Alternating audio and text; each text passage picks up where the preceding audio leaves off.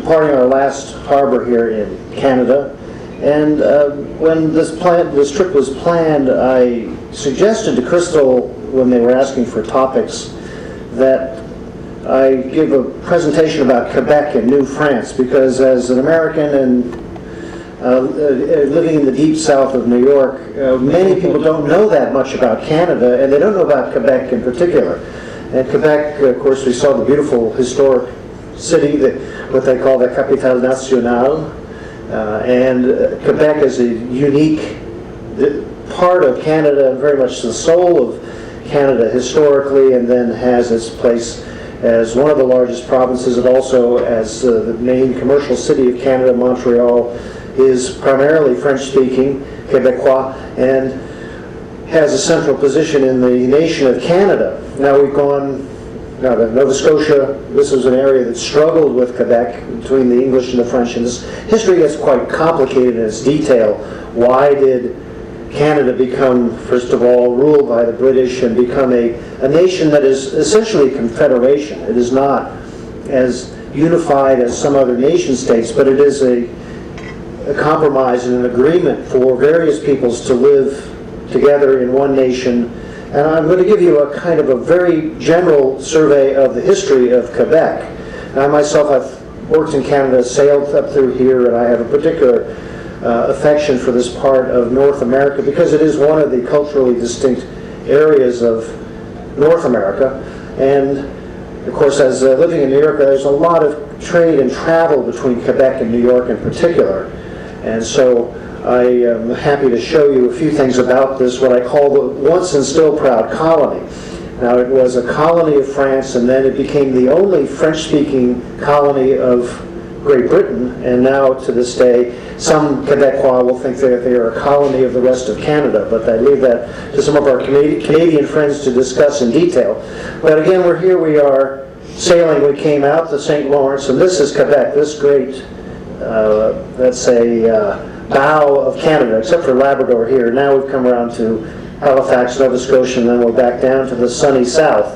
But you can appreciate how immense Canada is, the second largest landmass in the world.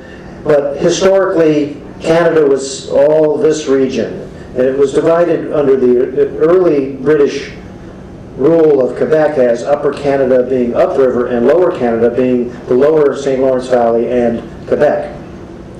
Quebec itself is 3 times the size of France. It's as large as all of Western Europe. Of course, we are along the populated and agricultural zones of the St. Lawrence Valley. We went around Gaspé, past Anacostia Island, we came out, Magdalene, Ile de Madeleine.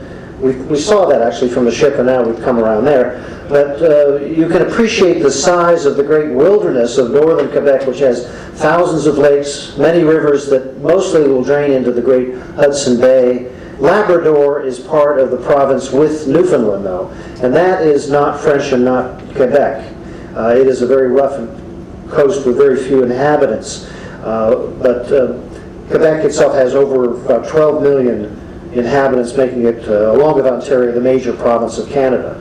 Now, the first European that in our history record came up was Jacques Cartier.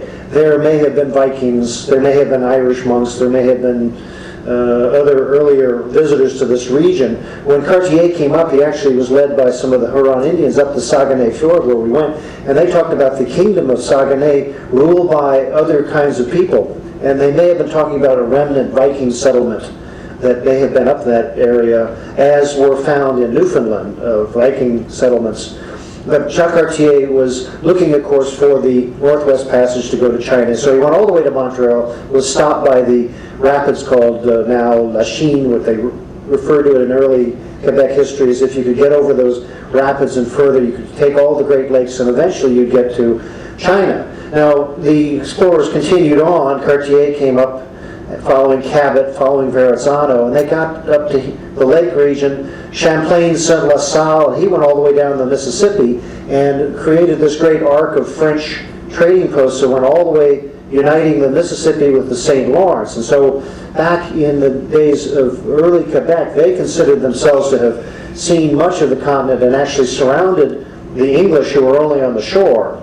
Other explorers went, of course, north, mostly English, and Amundsen, the Norwegian, and the other parts of Canada were explored over the following centuries, but it took, of course, a couple of hundred years before the extent of the land was known. Samuel de Champlain was the main founder of Quebec and New France. He felt it was important to settle colonists, to make trade with the natives. He went in with his large ships and colonists and set up Quebec in 1609.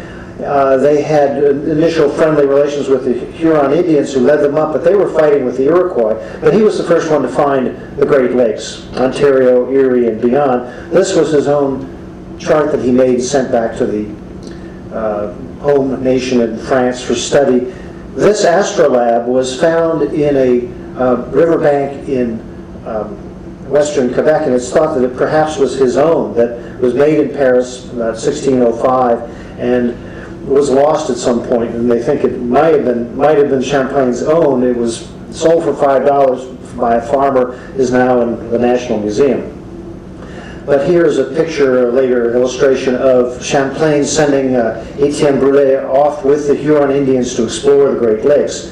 And you can imagine how difficult it was to travel in those days, and they were really going off into an unknown wilderness that had some surprises. First of all, that the natives were not savages as they were typically referred to. They had some very cruel and unusual customs, but they also had fortified towns, great longhouses, an elaborate social hierarchy, and they were also at constant warfare amongst themselves. The Huron on the north side of the St. Lawrence and the Iroquois Confederation on the south side.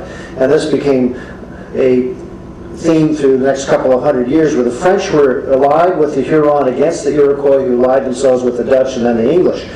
They lived in these great longhouses in communal setup. Like this is actually a recreated one that is in Western Ontario, but they would have hundreds of people living in a communal longhouses in palisaded, stockaded villages, and were in conflict with the Iroquois, who were particularly fierce, and they would come in and raid the Huron. And the Huron allied with the French so that they could defend themselves, and with French muskets and some troops and militia would go and attack the Iroquois. So there's about 100 years of constant warfare that culminated in the French and Indian Wars, where the French used the Huron and some Cree Indians to attack the English settlements, the most famous being the raid on Deerfield, Massachusetts. They would go and they would massacre and scalp people. So this was the terror of the North Woods at the time, and that settlers would go out and then they would disappear because of the Indian raids. Now, the famous terror of scalping people was not a native tradition. It was actually initiated by the Dutch in the province of New Netherlands. When they had a warfare in the Hudson Valley, the Dutch governor paid a bounty for scalps of Indians, and then the Indians adopted the practice, and it became a unfortunate phenomena all through the Americas, but it was actually not a native trait. The Huron were a warlike people, though, and they actually gathered their dead and buried them in great communal burial grounds. This is one of them in Ontario, where they would line a great pit with furs, and they would bring all the dead who had been actually put for a year or more up on stilts, and then they would assemble them and have great mass burials together. Now, but the French came first to Quebec. This is an illustration of the habitation, they call it, the first buildings down on the low old town below the cliffs of Quebec. And Champlain set up his trading post and then made more down, rather up the river to the Great Lakes, where they would begin trading for fur. He was sponsored by a group called the Compagnie des Cent Associés, which were the 100 associates in France who actually paid for his expedition. So it was sort of a private venture under a charter from the royal court. It later was made a royal direct colony with much more support from first Louis XIII and Louis XIV, was the great patron of colonization in Quebec. And they built the great citadel and fortress, and then the seminaries and churches of old city of Quebec, and made it the capital of the New France. Montreal was considered the trading post in the western regions for the fur trade. But as we saw, Quebec's a very tremendous strategic location at the narrowing of the river. And Champlain was the first governor, and he actually married a daughter of an influential minister in France and brought her. Hélène was her name, and she was an aristocratic young woman from France, and was somewhat shocked when she came to see how rough life was in Canada. But she became a teacher to the Iroquois. When the British first attacked in Canada, and then they had a treaty and they sent Champlain home, she returned home with only herself, never came back, became a nun. Champlain later came back. He adopted 3 Iroquois orphans that he called Faith, Hope, and Charity that he raised in Quebec City. But when the British took over, they ran away and returned to be Iroquois. So he himself never had offspring and died alone. The Quebec trade was based upon the voyageurs, they call them. They took the Huron canoes and the Cree and other Indian nations, and they went off exploring into the far waterways of Canada out to the west for the fur trade. At the time, beaver became the most prized fashion item of Europe, and hats and various furs and things were sent over in great quantity. The young Frenchmen became what they call the coureurs du bois, which are the runners in the woods, literally in canoe, and then they'd go traveling up and they'd find the fur-bearing woods. They would make trade with the Indians, often for muskets, gunpowder, various trinkets, cloth, tools. Prior to the French, these people never had iron. They were Stone Age. They had their own handicrafts, but the coureurs du bois were the conduit of trade into the farthest reaches of the woods. A group of them set up a club in Montreal called the Beaver Club. And here's their motto and emblem of membership to this particular trading group. This was an Englishman, James McGill. This was his particular emblem, with that motto of the club called Fortitude in Distress, which is a very good name for the life in New France and Canada at the time. Most of the Europeans weren't used to such brutal winters or such great distances, or particularly the savagery of the natives. This same man, James McGill, was the founder of McGill University in Montreal. The French made outposts and fortified palisades just like the Indians had. This is a fort called Fort Saint-Marie, which is on the Wye River in Ontario, in the Georgian Bay. This is a reconstruction of the fort that was built in the 1630s, but the unusual thing about it is that you have a palisade, then you have the fortifications and the residences that were originally established by Jesuit missionaries, but you had a canoe path. You could actually paddle in and out of the fort on the water through that path in the water there.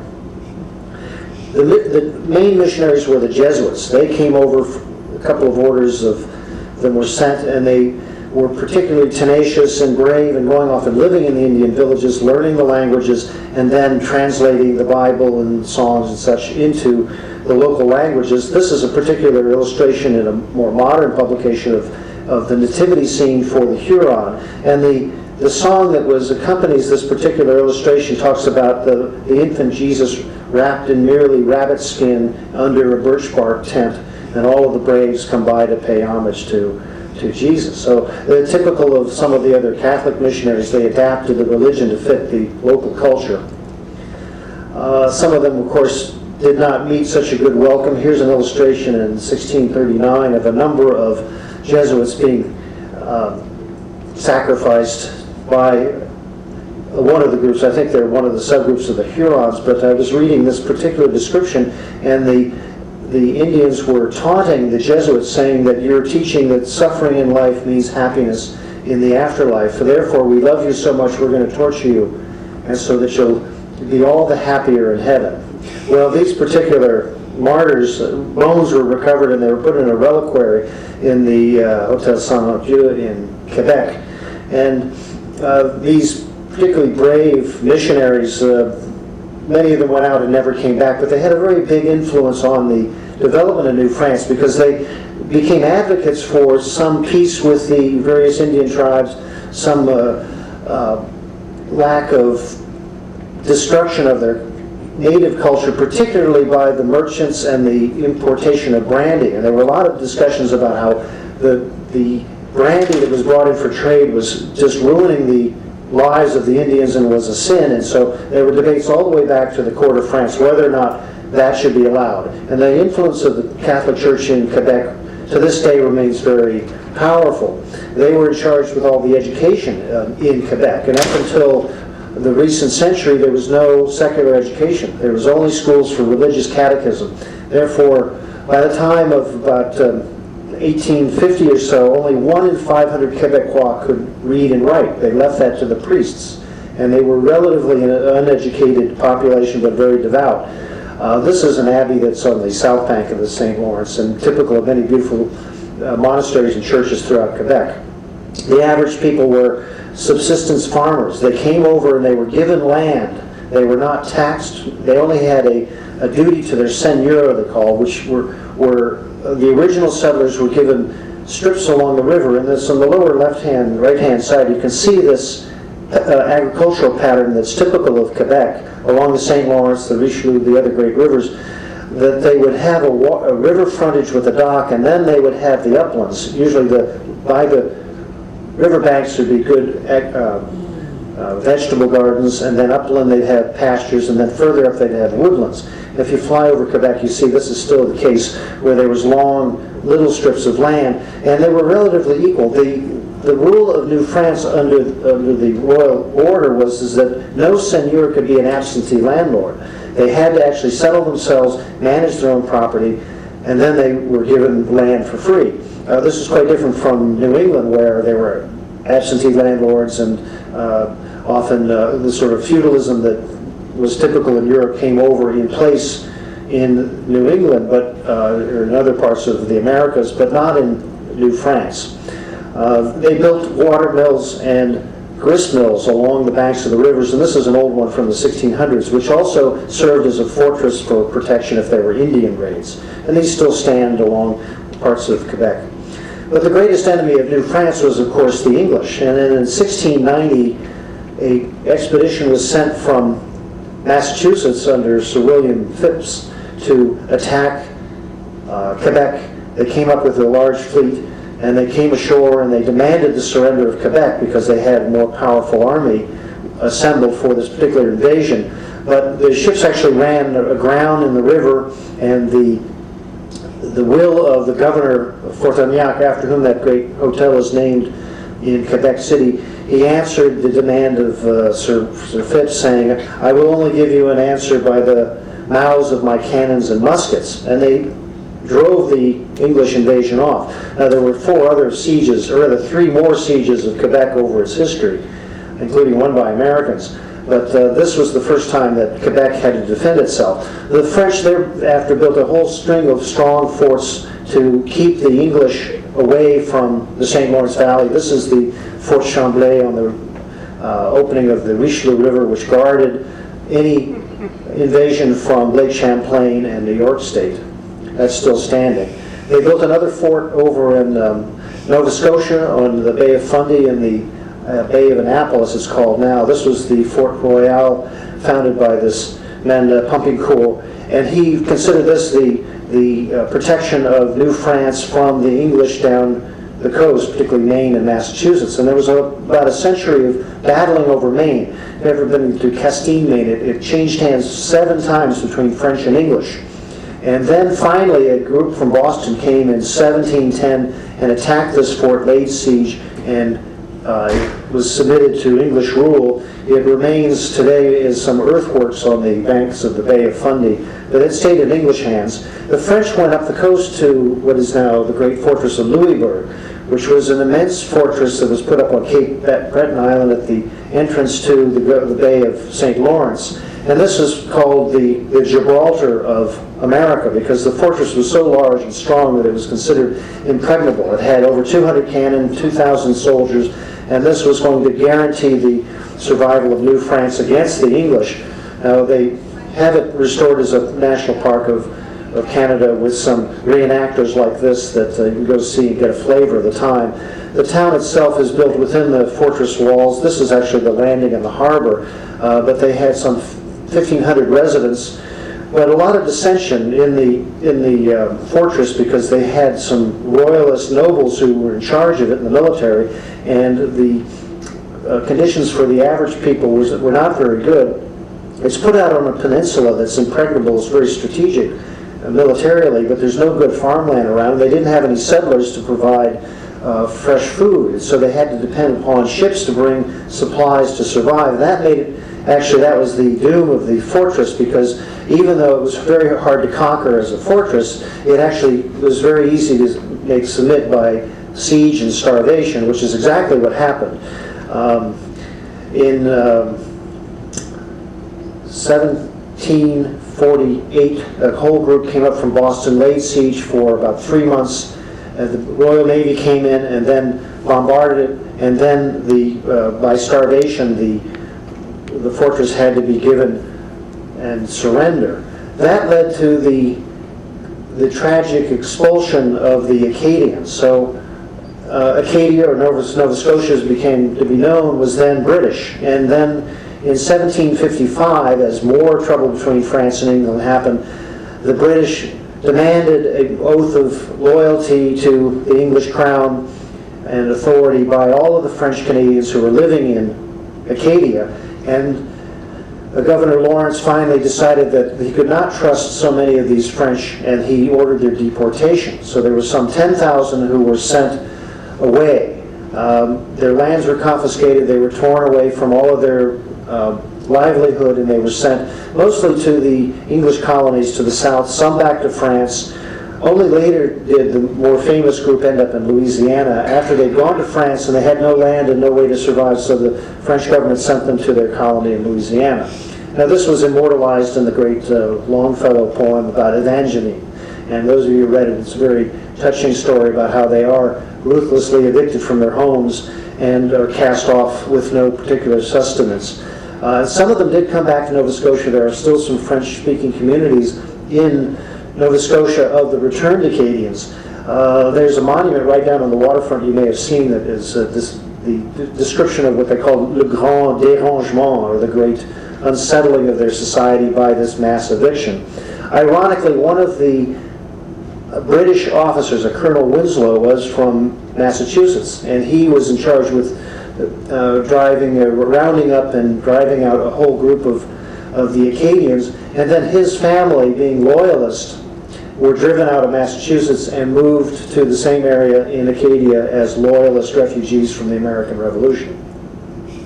But the great attack and conquest of New France came in 1759. The French and Indian War was very bitter. It was going on as part of the 7 Years' War in Europe, and then in Americas there was a lot of ruthless raids and massacres all through this border between New France and New England and New York, the other areas. And so after Montcalm, the French general, conquered the British at Fort Ticonderoga and captured Fort Henry at Lake George, and he was going to march all the way down to Albany and New York City and take over New York and cut the English colonies in half. But winter was coming. He said, my troops cannot keep fighting. They have to go home, get the harvest in, and we'll try again the next year. Well, when the British almost lost the English colonies to this great French general, they decided they wouldn't give him another chance, and they gathered Lord Amherst and his army in New York, and then General Wolfe with the Royal Navy fleet, and they sailed up the St. Lawrence and besieged Quebec. And this was a very dramatic battle. Quebec was such a strong fort, they didn't think that it could be taken. But the British lined up on the other side of the river, Lévis, they call that other side, south of Quebec, and then they saw that there was a trail. People were walking up the cliffs. There was a very narrow trail up to the Plains of Abraham. And so in the night, the British troops went over and they climbed up there and then set themselves up with a line on the backside of the fortress of Quebec. And when the French saw that they were taken from behind, they actually sent their troops out, some regular French troops, but mostly militia with some of their Indian groups, and then they attacked the British. The British were a very disciplined military, though, and their troops stood their ground until the French were very close, and then they set off a double volley out of their standing grenadiers and infantry, and that created panic in the French line. The French broke up in the confusion. The British charged, and then within a half an hour the battle was done. Montcalm was wounded, taken into the city where he died, but General Wolfe actually took 2 bullets, and he died on the Plains of Abraham. And this is a later painting of his death, but this was one of the only major battles in world history where both the leaders went out in front and they both got wounded to die. There's a monument right near the great Hotel Frontenac in the Governor's Park, which is dedicated to both Wolfe and Montcalm, and the inscription in Latin says, common in glory, common in history, meaning they share a history, they share a glory, and then they have a common monument to their memory. Much of lower Quebec was bombarded and destroyed, particularly this church, the Église de Victoire, and this was burnt out during the British assault. It has since been rebuilt. Some of you may have seen it up there in the walkway up above where we were docked. And this is a sort of the center of the city in the old days, which is now beautifully restored. And of course, the great King Louis XIV is memorialized as the patron and founder of New France, and alas, he lost it. The British then set themselves up in the citadel. They built this ever larger fort, and if any of you went up there, you see that the guns are turned on the city as much as they're out on the river. And so it was a very palpable presence that they were under the British Empire. There were troops stationed there at the citadel which maintained guard to keep the French from ever arising again. Now, there weren't that many English up there. There was mostly French all through Canada at the time. The English were beginning to move in, but it was mainly a naval and a military presence, and then trading presence. Most of the English moved actually to Montreal, which was an open town and a trading city closer to the trading routes with the rest of the English colonies. Here's Montreal in about the 1850s. Now then, this situation got all unsettled because when the American Revolution happened, when Boston was besieged, or rather occupied by the Royal Navy, American troops decided to do an end run around and try to stop the British strength by attacking the British forces in Canada. And so Benedict Arnold went to attack overland via Maine to attack Quebec, and General Montgomery attacked Montreal. Montgomery was more successful and actually did occupy Montreal briefly, but he himself was also killed in battle and was sent back home. But Benedict Arnold's expedition to Quebec failed because by the time they arrived late in the year, November, it was already iced over. His troops were all exhausted, they were running out of food, and the attack on Quebec failed, and he had to go back, and his subsequent history is not too illustrious in the American Revolution. But this led the Canadians to be particularly suspicious of the Americans. The Americans thought that the French Canadians would join them and rebel against the English crown. But the British had been very strategic in their rule of New France, in that they recognized the land rights, the religion, and the language of the French in Canada. They did not impose English rule except under a military sense and some trading relations, but they did not make life miserable for the French Canadians. First of all, there were quite a few, and the British couldn't have held it had they done to the rest of Canada what they did to the Acadians in Nova Scotia. But what did happen after the American Revolution is the Loyalists, some 50,000 loyal British subjects, moved to Canada, particularly to Ontario, Montreal, and set up what is now the great province of Ontario. And this created, under this particular era, until recently, what they called Upper Canada and Lower Canada. Lower Canada being Quebec, Upper Canada being Ontario, and the English-speaking areas. And this set up a kind of a tension between, now there were actually English settlers to compete with the traditional French population. They also built more forts to defend against the Americans. This is Fort La Présentation, which is on the New York side of near Ogdenburg, which was built to keep the Americans out of Canada. Now there's the International Peace Bridge right nearby in the Great Lakes, the Thousand Islands region. But again, in the War of 1812, there was fighting all along, particularly Lake Ontario, around Niagara, Buffalo, and then the American forces again attacked into Quebec, and at the Battle of Chateauguay in October 1813, the Colonel Salisbury defeated the American invasion and stopped again the conquest of Quebec and drove the Americans back into New York State. Now the British took revenge by sending a fleet down to the Chesapeake Bay and marching up and burning down the White House.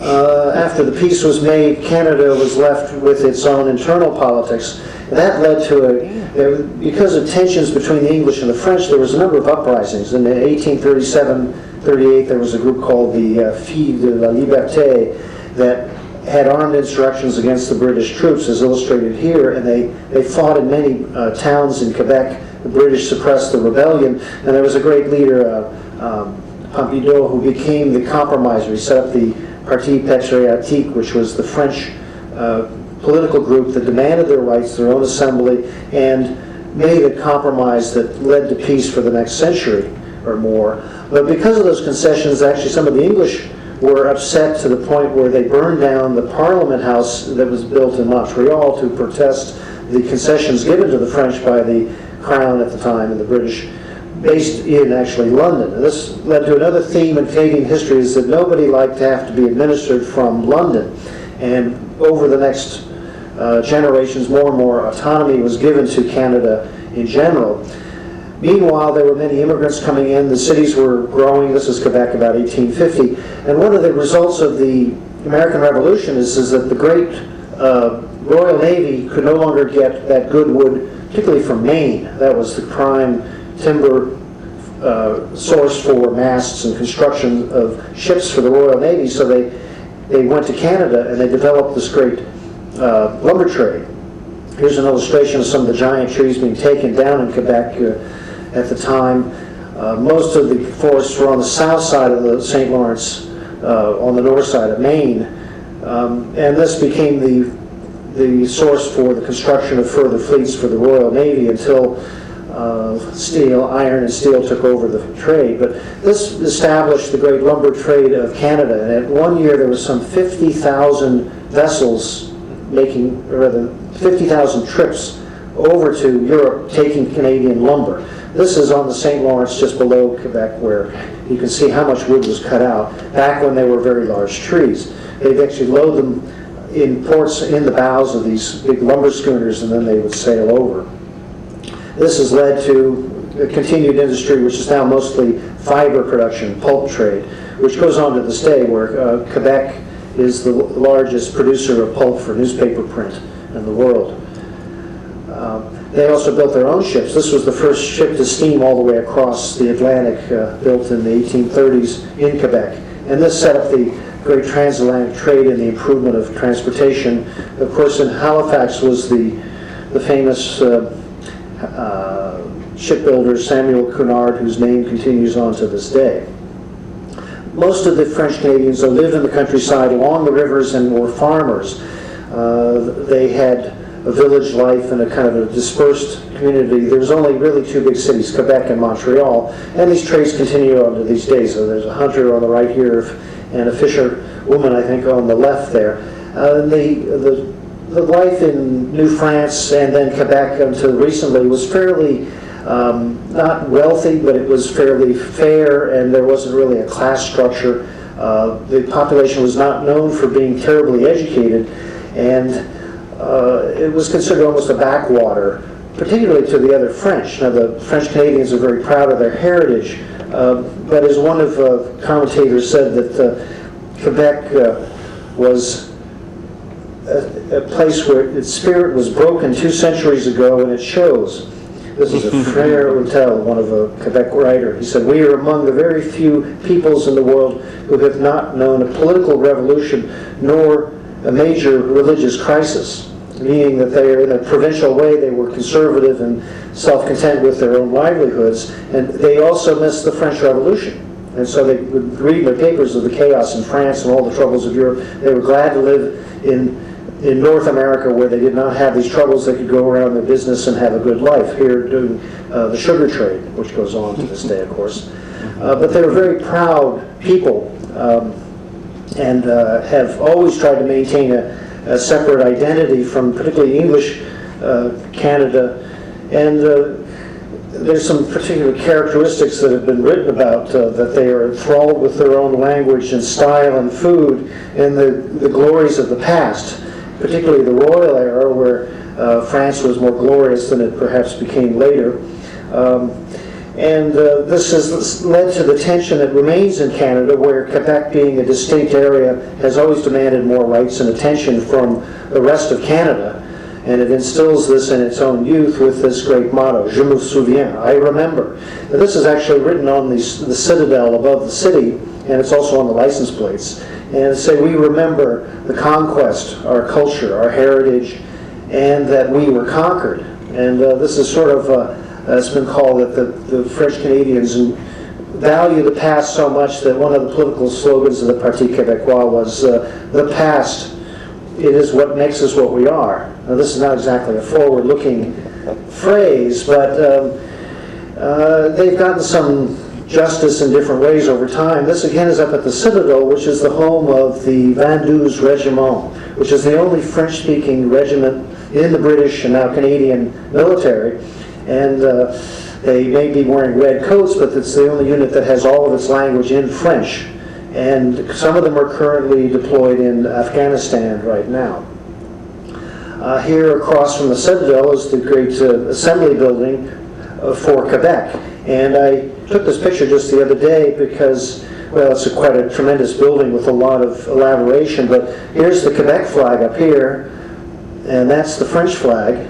But the Canadian flag is way down here. So other Canadians feel that the Quebecois are not very patriotic for the nation. And during the 1960s and 70s, this came to a boil with bombings in Quebec City and in Montreal. This was a statue of Queen Victoria who lost her head in the argument.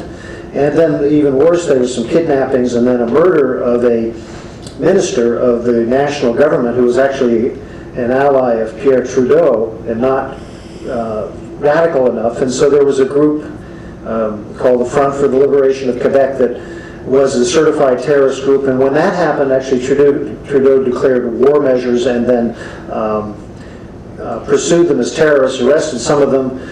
It didn't go much further because it worked its way into the electoral process where René Lévesque, the Prime Minister of Quebec, proposed the referendum for the independence of Quebec and lost in 1980 the vote by about 60 to 40. Now the argument developed such that, well, if Quebec really wanted to be independent, then it would be an awkward state, particularly with English-speaking provinces to the east and then the Great West and then to the south, and it would become, as it really is, a French island in the midst of an English sea of people, but it would lose the benefits of the Confederation of Canada.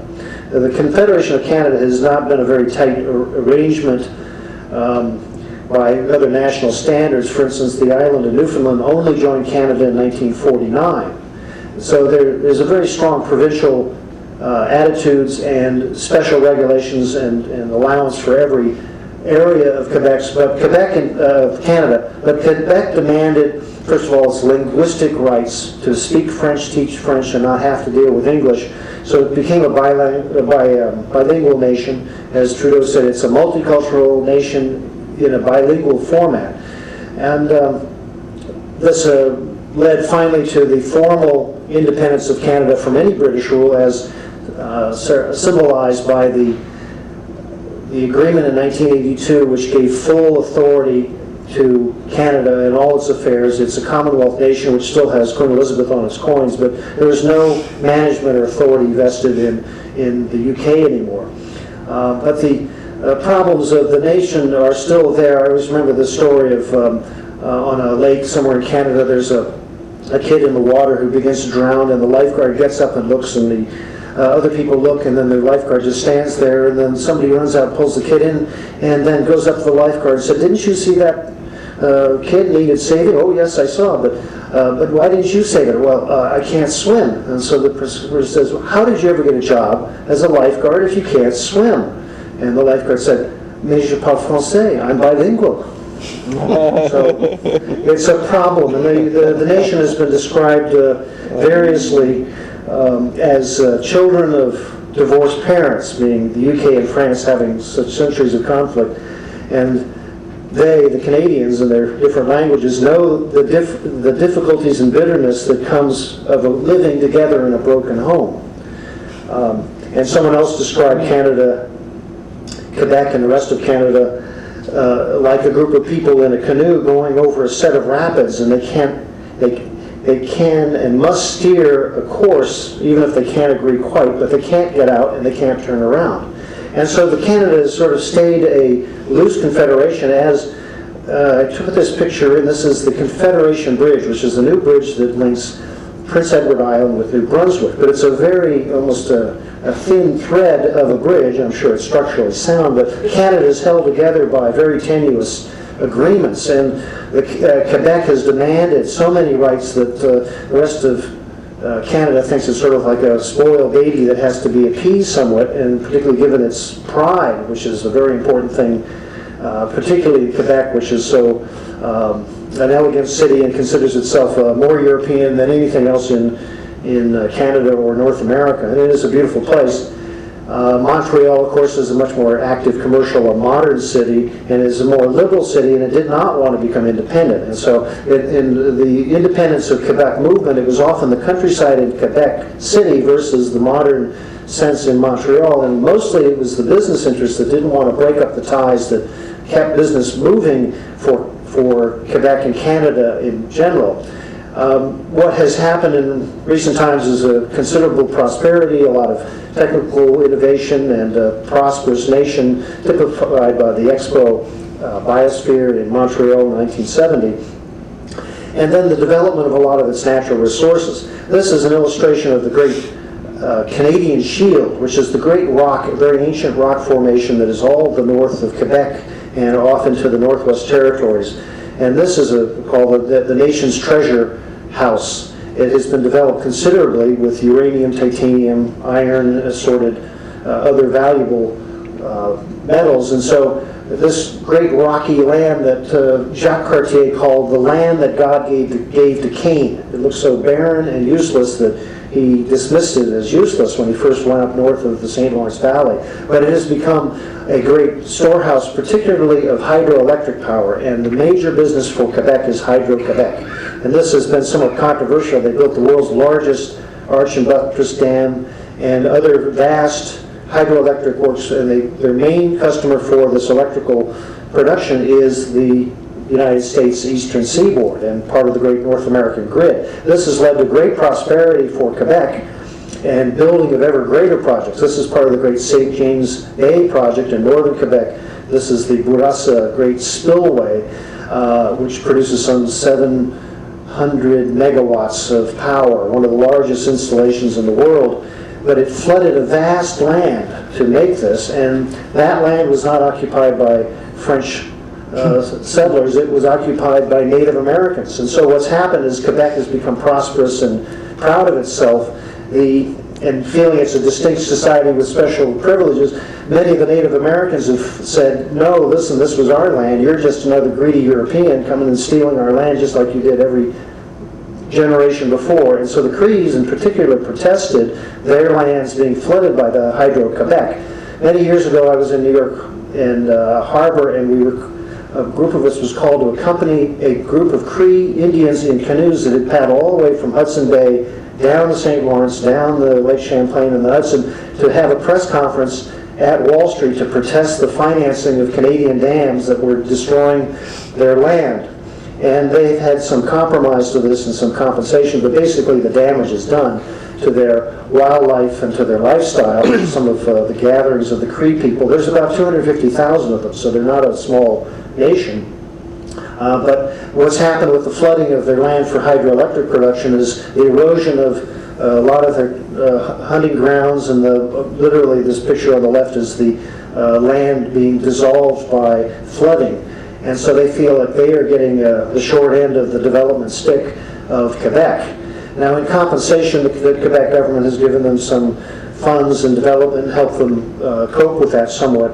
But I was surprised when we were walking around just the other day in Quebec City, we came across a monument which is an Inuit native people's cairn for sighting across the land. It's called Ikwasashuk, I believe it was. One of our Canadian friends gave me the name just today. But you might note that they have their own language and written, and the communities up there actually sent plaques with the names of their regions and perhaps their clans to the capital in Quebec. But you can see the contrast between a Native American monument and a proud French tower. And this is still a sore subject. Let's say the French Canadians feel that they are the first people here. Well, they're actually just the one of many that have come, and nowadays there's many immigrants from all over the world that have come to Canada, and it's the complexion of the country's changing slowly but surely, so it's not the way it used to be.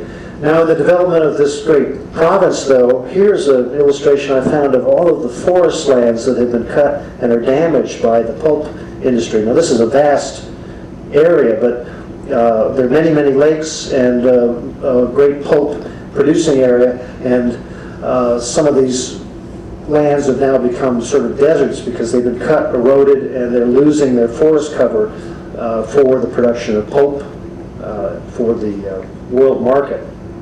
There's also been a lot of forest fires in Quebec. Here's a NASA picture of a summertime fires that were spreading all through the province, and the smoke could be seen out all over the middle part of North America.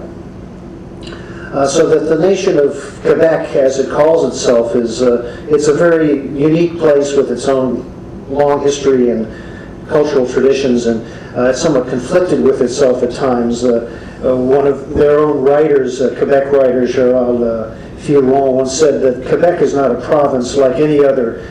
She's a little more stupid. Now, that's a sort of self-deprecating comment about itself, but it does lead to a couple of questions that I wrote down. That is, what might have been the case had, for instance, the British not conquered Quebec in 1759? Had the British not been successful in the Battle of Trafalgar, and Napoleon been successful in keeping his own empire and not sold Louisiana to the U.S., and then New France would have extended from Quebec all the way to Louisiana, and then the English colonies on the eastern seaboard be small areas surrounded by French speakers. What had been true had France not assisted the American Revolution to beat the British, because there were more French troops at Yorktown, including Quebec troops, than there were Americans. And so this interchange of history and what might have been is quite pungent in the sense that it could have worked out quite differently. But you can feel the contrast, because the French in Canada have felt surrounded and belittled and dispossessed to a certain degree for so long that they're only now getting their due back, and they're having a fairly healthy culture and a good economy nowadays, and they preserve their traditions. Here's some of the traditional Quebec musicians playing, and they have a lot of festivals and a lot of joie de vivre and bonhomie and all of the traits that make it a fun place to live. They consider the English-speaking parts of Canada quite dull, almost as dull as the rest of America, but they have a lot of fun in Quebec, particularly in the wintertime. And we were there just at the turn of the season when, the summer, that long hot season's over. Now we get back to the national sport of skiing and hockey in particular, and snowmobiling or whatever it is. But they have a lot of life in the winter. Traditionally, it's because the summer was for working and planting crops and traveling, but the winter you stayed home and you enjoyed yourself and your company, and you had winter sports now. And a place like Quebec kind of lights up and glistens in the ice and the snow, as we can see if we ever come back in the real resort season, which is January. And this is the hockey rink they just put up in the Place Saint-Jean, and we just saw this the other day. They just laid out ice on the plaza, and they're already out there skating and playing hockey to get a jump on the season. Then when the St. Lawrence freezes over, and then they begins to break up in the spring, that's another time for festivals, and they have boat races through the ice, which is a particular St. Lawrence and Quebec sport. Then they also have great ice festivals where they built castles like this one and ice constructions. And so if you ever have the chance to get bored on the Caribbean during the winter, you should come up to Quebec for a contrasting holiday and enjoy the life in this great part of Canada. And I'll leave you with a few pictures of the north, and if you ever get a chance to go up to northern Quebec, you can even see a bit of this up in the sky. It's a remarkable part of the world, and I appreciate the time to travel here with you, and I look forward to seeing you here again. Thank you very much. Merci beaucoup. Yes, ma'am. You said that Canada was the second largest landmass country. Yes. What's the first? I Uh, know Russia. The question is, what is the largest landmass? It's actually Russia still, not the Soviet Union. But Russia's landmass is almost twice as large. Canada's almost 3 million square miles, and Canada's about 6 million square miles, followed by those other little countries, the United States and China. Right. Thank you. Yeah, thank you. Any other questions? Well, The lovely slide program. thank you. Wonderful, wonderful. My pleasure to travel here with you, and vive Quebec, as Charles de Gaulle once said. I love the light.